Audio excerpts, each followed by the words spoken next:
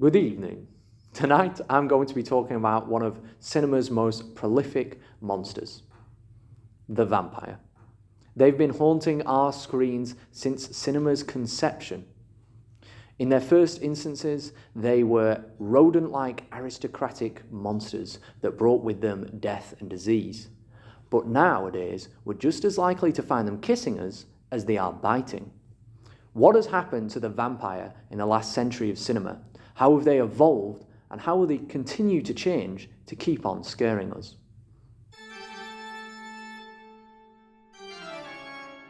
The sensationally popular novel Dracula by Bram Stoker went on to be adapted into the first ever feature-length vampire film, Nosferatu. We saw Dracula in many other incarnations, such as Bela Lugosi and Christopher Lee in the Hammer horror Dracula films. But during these times, the vampire was just a monster, a creature to be vanquished by the heroes. It wouldn't be until the 1960s and the counterculture movements that we would take a perspective from the villain's side, and the vampire began to change. They were adapted to look more like us. Gone were the widow's peaks, European castles, and capes, and vampires now stalked the streets identical to us. It is in films from the 1970s and 80s that we see the vampire used to scare the conservative middle class, telling them that the others in society really are the monsters, that they're there to corrupt, seduce, and drain you. When you're strange, when you're strange, when you're strange. In films such as Fright, Vamp, The Lost Boys, and Near Dark, we see young men from average walks of life be invited into the vampiric night, where they struggle between humanity and the liberation of undeath. Meanwhile, in these films, vampires are shown as criminals and predators, causing destruction in their wake, hiding in plain sight. Such as the facade of the homely neighbour, Jerry Dandridge, who travels through the town, draining people one by one, searching for the object of his lustful desire. Meanwhile, the Hells Angels biker gang of Lost Boys cause trouble and use their supernatural powers to party. As their catchphrase says, sleep all day, party all night, never grow old, never die.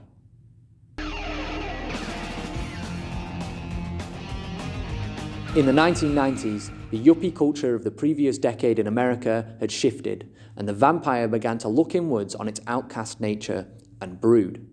Interview with the Vampire Chronicles introduced a wide audience to the self-reflective vampire, who longed to be human.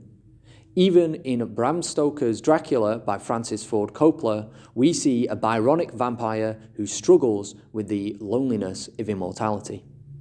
Later in television, we see Angel from Buffy the Vampire Slayer, yet again, a vampire who struggles with human problems.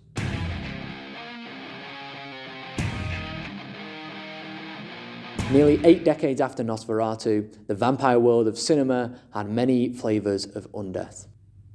They were not only creatures to be hunted, but to be loved and spoken to, if only you let the right one in. By the turn of the century, vampires were the stars of action films such as Blade and the Underworld franchise, using martial arts and weapons rather than creeping along windowsills.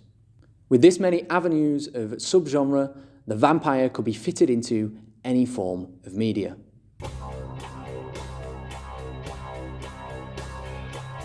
From 2000 till 2020, we see vampires of all calibers.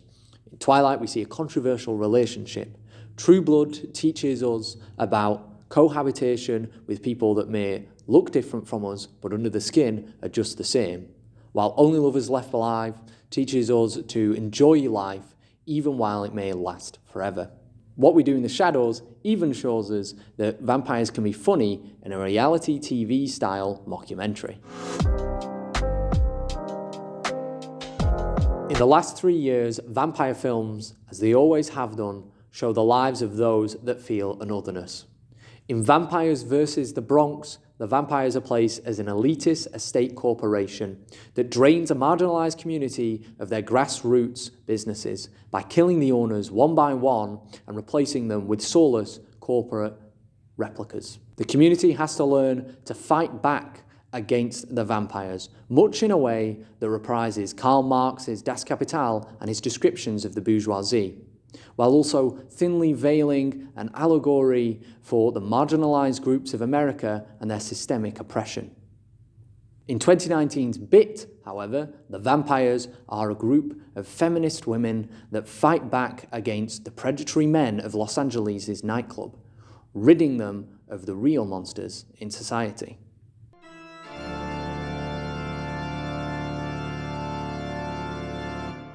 Clairvoyance is an ability that is beyond me. But based on the data collected, the current trajectory of vampire films is up to the revolutionary movements of modern liberal filmmakers to tell the voices of those that do not get heard. Vampires either being an allegory for the misunderstood, or those to seek to further their own gains by draining from humanity. Vampires do not cast a reflection. So when we look in the mirror with them, we do not see their fangs, but ourselves. Much in that same vein, vampire films tell the story of humanity, oppression, societal issues, and our modern culture. Thank you for watching. Be careful out there.